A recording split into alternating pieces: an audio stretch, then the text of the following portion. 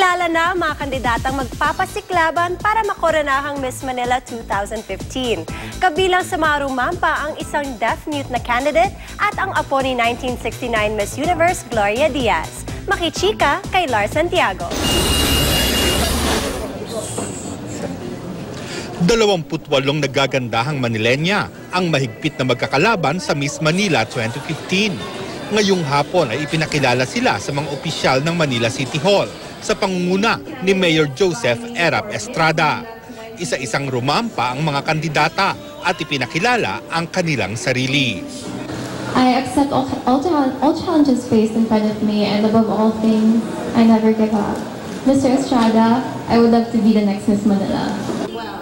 Kasali sa patimpalak ang deaf-mute na si Christine Balaguer na dating na-disqualify sa isang national pageant. Pinakamatangkad naman sa mga kandidata ang reigning Miss Arellano University na si Angelica Lopez.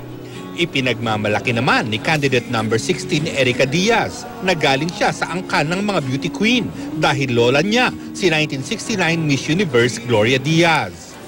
Ang magwawaging Miss Manila ay tatanggap ng ₱250,000 premyo.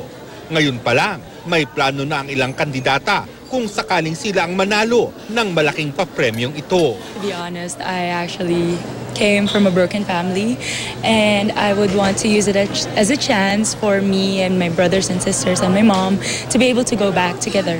And then I also think that some of it I will try to save it. I also committed to donating a part of my winnings to a foundation that's very close to my heart, which is Cribs Foundation.